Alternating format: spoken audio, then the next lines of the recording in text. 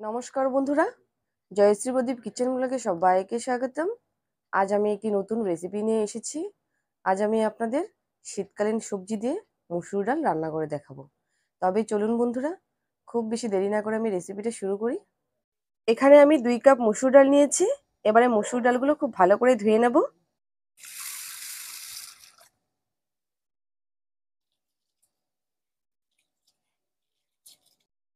কড়াই চাপিয়ে দিয়েছি। এবার আমি কড়াইতে জল দিয়ে দেব।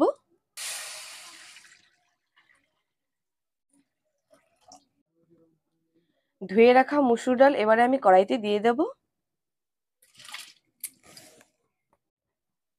আমি সামান্য পরিমাণে লবণ দিয়ে দেব।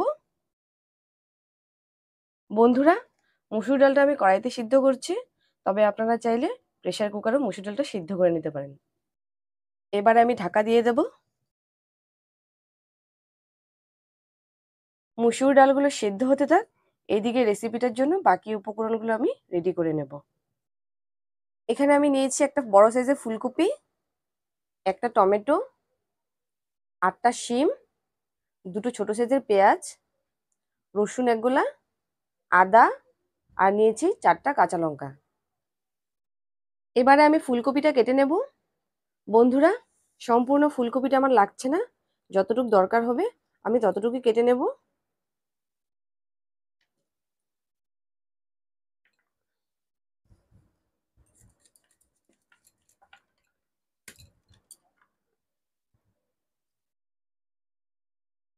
একটু ভালোভাবে চেক করে নেব ফুলকপিতে পোকা আছে কিনা।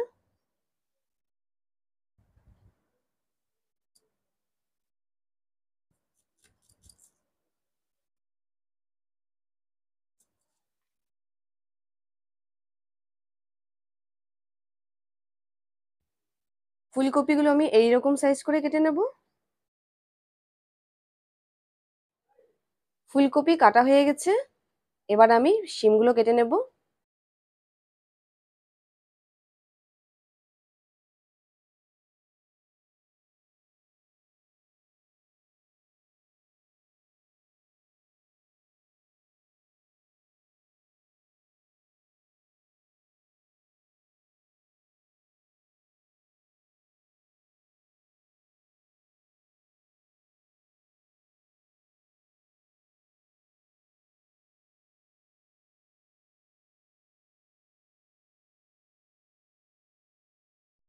শিমগুলো আমি এইরকম শেপ করে কেটে নিয়েছি।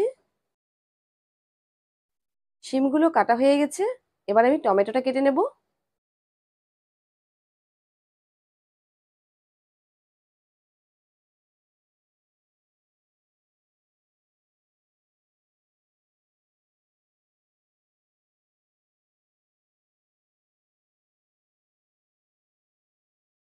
টমেটোগুলো আমি এরকম ছোট ছোট শেপ করে কেটে নিয়েছি।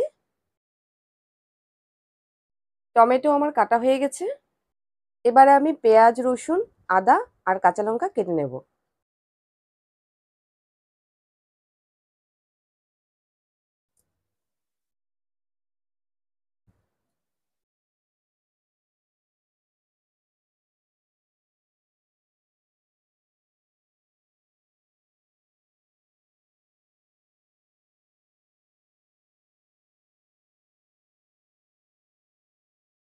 তিনটে বড় সাইজের রসুনের কোয়া আমি নিয়েছি।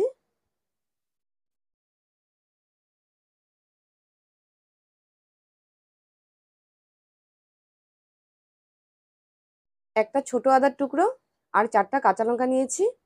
এবারে আমি সবকিছু খুব ভালো করে ধুয়ে নেব। পেঁয়াজ, রসুন, আদা আর কাঁচা লঙ্কা আমি খুব ভালো করে ধুয়ে নিয়েছি। এবার আমি এগুলো কেটে নেব।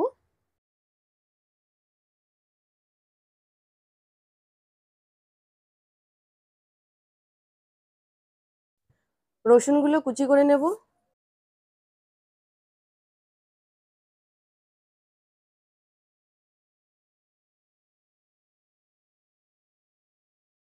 আদা কুচি করে নেব।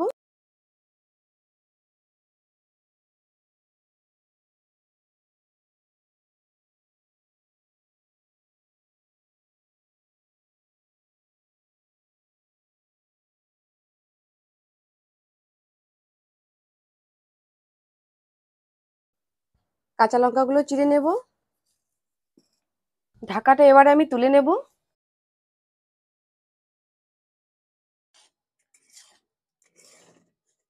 ডালগুলো খুব ভালোভাবে সেদ্ধ হয়ে গেছে, এবার আমি নামিয়ে নেব। কড়াই ধুয়ে আমি পরিষ্কার করে নিয়েছি। এবারে আমি কড়াইতে সামান্য পরিমাণে সর্ষের তেল দিয়ে দেব।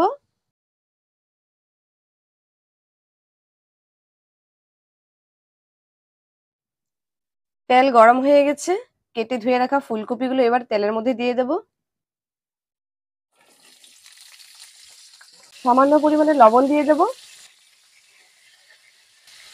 সামান্য পরিমাণে হলুদ গুঁড়ো দিয়ে দেব।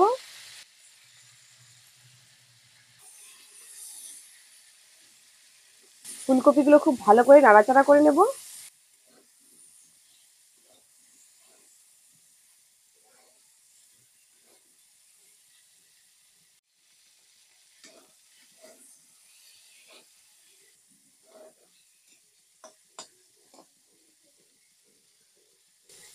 ফুলকপিগুলো ভাজা হয়ে গেছে, এবারে কেটে ধুয়ে রাখা শিম আমি এর মধ্যে দিয়ে দেব।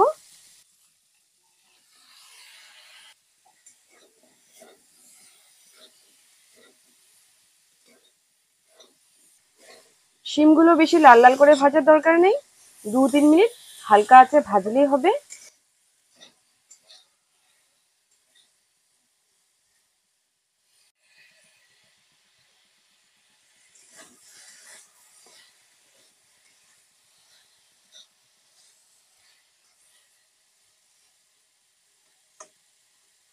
ফুলকপি শিম আমি ভালো করে ভেজে নিয়েছি, এবারে তুলে নেব।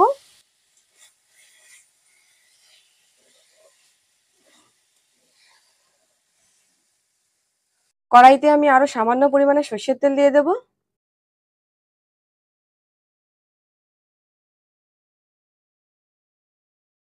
পেঁয়াজ কুচি দিয়ে দেব।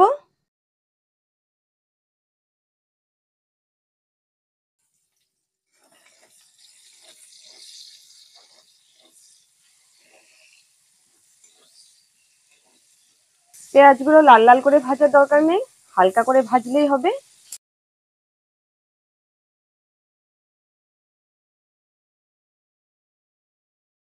পেঁয়াজগুলো আমি হালকা করে ভেজে নিয়েছি, এবারে কুচি করে রাখা রসুন আর কুচি করে রাখা আদা এর মধ্যে দিয়ে দেব।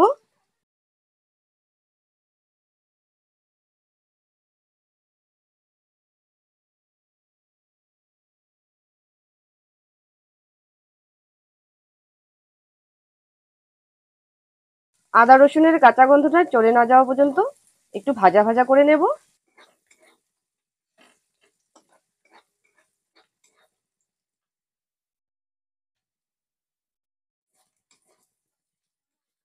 আদা রসুনের কাঁচা গন্ধটা চলে গেছে, এই পর্যায়ে আমি কুচি করে রাখা টমেটো এর মধ্যে দিয়ে দেব।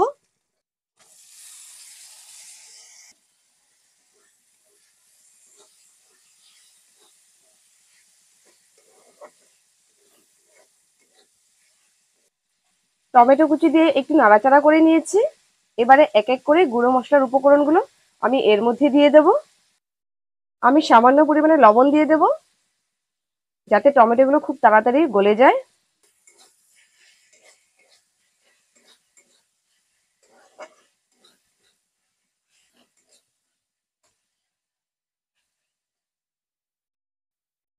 হলুদ গুঁড়ো দিয়ে দেব,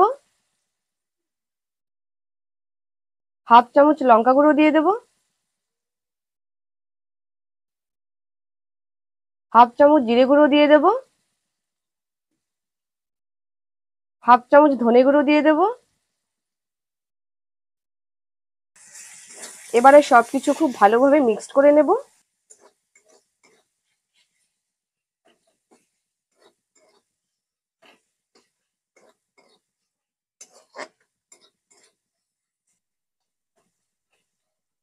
খুন্তির সাহায্যে এভাবে আমি টমেটোগুলো ভেঙে দেব। সামান্য পরিমাণে জল দিয়ে দেব, যাতে মশলাগুলো খুব ভালোভাবে কষিয়ে নিতে পারি।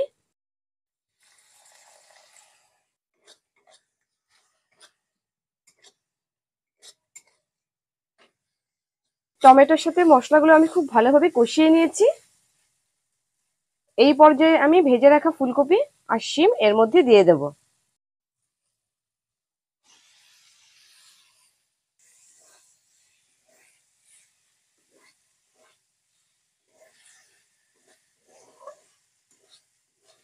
ফুলকপির শিম দিয়ে আরেকটু সময় নাড়াচাড়া করে নেব। এবারে সেদ্ধ করে রাখা মসুর ডাল এর মধ্যে দিয়ে দেব।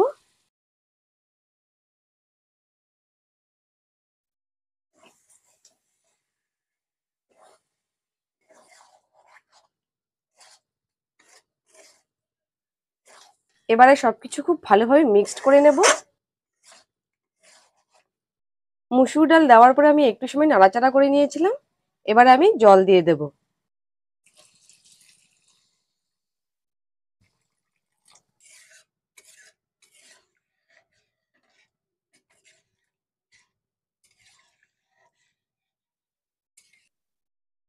এবারে আমি চেরা কাঁচা লঙ্কা দিয়ে দেব।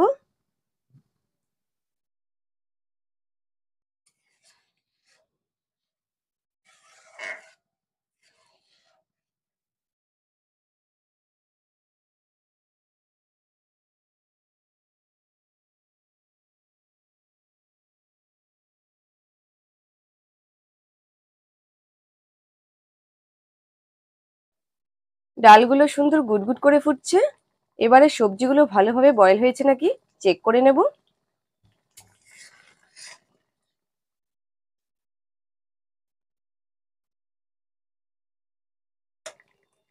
ফুলকপিগুলো খুব ভালোভাবে বয়েল হয়ে গেছে।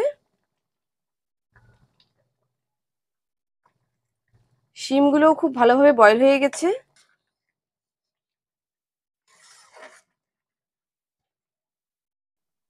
রান্নাটা আমার প্রায় শেষের পথে। এই পর্যায়ে আমি গরম মশলার গুঁড়ো দিয়ে দেব। সামান্য পরিমাণে গরম মশলার গুঁড়ো দিয়ে দিলাম।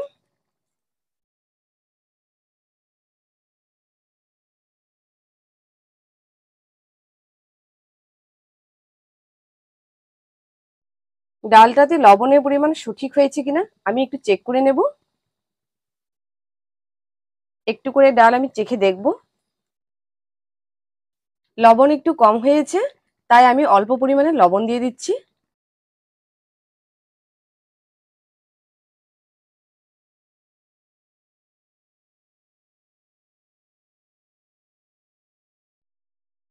এবারে আমি 1 চামচ ঘি দিয়ে দেব।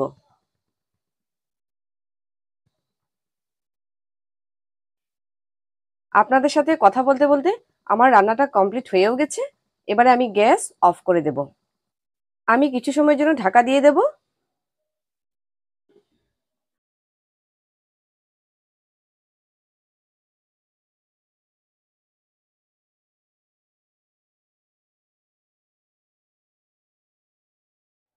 বন্ধুরা, ভিডিওটি আমি এখানে শেষ করছি।